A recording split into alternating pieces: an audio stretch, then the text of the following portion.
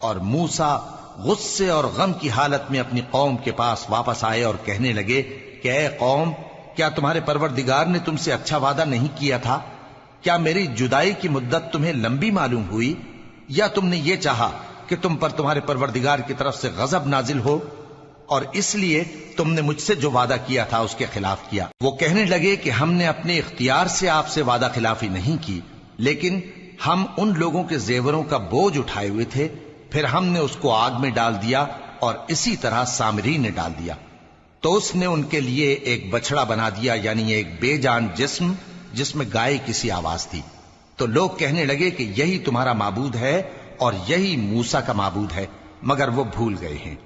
تو کیا یہ لوگ نہیں دیکھتے کہ وہ ان کی کسی بات کا جواب نہیں دیتا، اور نہ ان کے نقصان اور نفع کا کچھ اختیار رکھتا ہے؟ اور ہارون نے ان سے پہلے ہی کہہ دیا تھا کہ لوگوں، اس کے ذریعے تمہیں فتنے میں ڈال دیا گیا ہے، اور تمہارا پروردگار تو رحمان ہی ہے، تو میری پیروی کرو اور میرا کہا مانو۔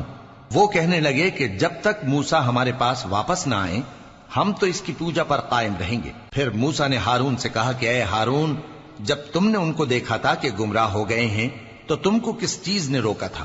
یعنی اس بات سے کہ تم میرے پیچھے چلے آؤ، بھلا تم نے میرے حکم کے خلاف کیوں کیا؟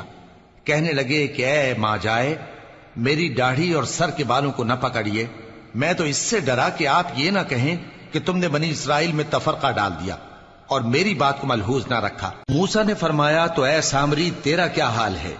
اس نے کہا کہ میں نے ایسی چیز دیکھی جو اوروں نے نہیں دیکھی، تو میں نے فرشتے کے نقش پا سے مٹی کی ایک مٹھی بھر لی، پھر اس کو بچڑے کے جسم میں ڈال دیا، اور مجھے میرے جی نے اس کام کو اچھا بتایا۔ موسیٰ نے کہا جا، تجھ کو دنیا کی زندگی میں یہ سزا ہے کہ کہتا رہے کہ مجھ کو ہاتھ نہ لگانا، اور تیرے لیے ایک اور وعدہ ہے، یعنی عذاب کا جو تجھ سے ٹل نہ سکے گا، اور جس معبود کی پوجا پر تو جمع ہوا تھا اس کو دیکھ، ہم اسے جلا دیں گے، پھر اس کی راکھ کو اڑا کر دریا میں بکھیر دیں گے۔ تمہارا معبود تو اللہ ہی ہے، جس کے سوا کوئی معبود نہیں، اس کا علم ہر چیز پر محیط ہے۔ اس طرح ہم تم سے وہ حالات بیان کرتے ہیں جو گزر چکے ہیں، اور ہم نے تمہیں اپنے پاس سے نصیحت کی کتاب عطا فرمائی ہے۔ جو شخص اس سے منہ پھیرے گا وہ قیامت کے دن گناہ کا بوجھ اٹھائے گا۔ ایسے لوگ ہمیشہ اس عذاب میں مبتلا رہیں گے، اور یہ بوجھ قیامت کے روز ان کے لیے برا ہوگا۔